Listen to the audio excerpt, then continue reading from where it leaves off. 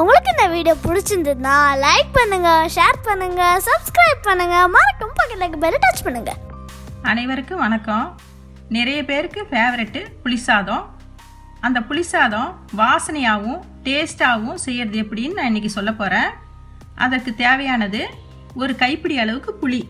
இந்த புளியை தண்ணியில் ஊற வச்சு 10 நிமிஷம் ஊற வச்சு திக்காக கரைச்சி வடிகட்டி வச்சுக்குங்க. அதுக்கப்புறம் 2 கைப்பிடி அளவு வேர்க்கடலை, இதையும் தோல் நீக்கி சுத்தமாக வச்சுக்குங்க. இந்த புளி குழம்புக்கு ஒரு மசாலா பவுடர் செய்ய போகிறேன். அது எப்படி செய்யறதுன்னு வாங்க பார்க்கலாம். மசாலா பொடி செய்யறதுக்கு ஒரு கடாய் அடுப்பில் போட்டுக்குங்க. அதில் கொஞ்சமாக நல்லெண்ணெய் போட்டுக்குவோம். அதில் ஒரு சின்ன துண்டு பெருங்காயம். இந்த பெருங்காயம் பொரிஞ்சு வரட்டும்.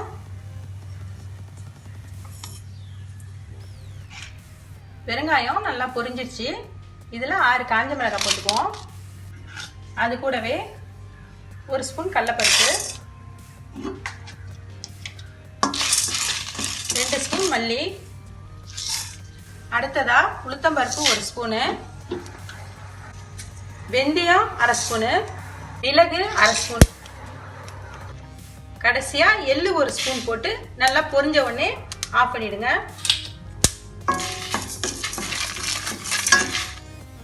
எல்லா மசாலாவும் நல்லா பொரிஞ்சிடுச்சு. இதை ஒரு பிளேட்ல மாற்றி நம்ம ஆற வச்சு மிக்சியில் பொடி பண்ணிக்க போகிறோம். அதே கடாயில் கொஞ்சம் நல்லெண்ணெய் போட்டுக்குவோம்.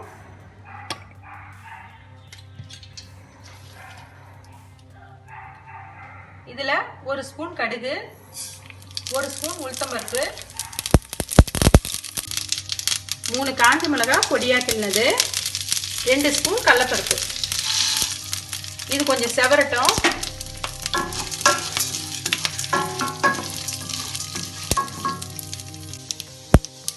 கொஞ்சமாக பெருங்காயம், கொஞ்சோண்டு கருவேப்பிலை,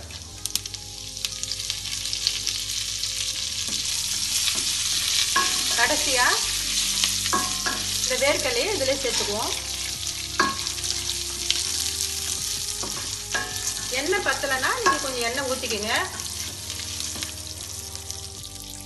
எல்லாமே நல்லா பொரிஞ்சிடுச்சு. இப்போ இந்த கரைச்சி வச்ச புளியை நம்ம இதில் சேர்த்துக்குவோம். புளியை மேலோட ஊற்றிக்கிங்க, ஏன்னா அடியில் மண் இருக்கும். இதில் 1 ஸ்பூன் மஞ்சள்தூள் போட்டுக்குவோம். தேவையான அளவு உப்பு சேர்த்துக்கலாம். இந்த குழம்பு நல்லா சுண்டி வரட்டும். புளி குழம்பு பாதி அளவு சுண்டி போச்சு. இதில் 3 ஸ்பூன் நம்ம அரைச்சி வச்ச மசாலா பவுடர் நம்ம சேர்த்துக்கலாம்.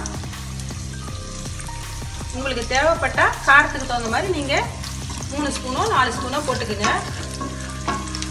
இந்த குழம்பு இன்னும் கொஞ்சம் எண்ணெய் பிரிஞ்சு வர்ற அளவுக்கு நம்ம சுண்ட வைப்போம்.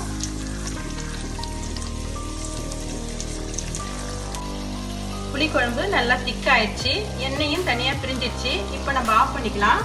தேவையான அளவு பொடியை போட்டிங்கன்னா, மீதி பொடி இருந்தால் கூட எடுத்து ஃப்ரிட்ஜில் ஸ்டோர் பண்ணி வச்சுக்கிட்டிங்கன்னா நீங்கள் புளிக்குழம்பு செய்யும்போது உங்களுக்கு யூஸ் ஆகும். புளி சாதம் செய்ய பச்சை அரிசியை சாதமாக வடிச்சிக்கோங்க. பச்சை அரிசி சாதம் தான் புளி சாதத்துக்கு பெஸ்ட்டாக இருக்கும். இந்த சாதத்தில் கொஞ்சமாக புளிக்குழம்பு ஊற்றி நம்ம கிளறிக்கலாம்.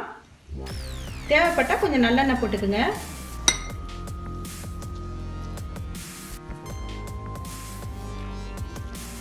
இந்த சாதத்தை கிளறி 1/2 மணி நேரம் வச்சிருந்து தான் அப்புறம் சாப்பிட்ணும்.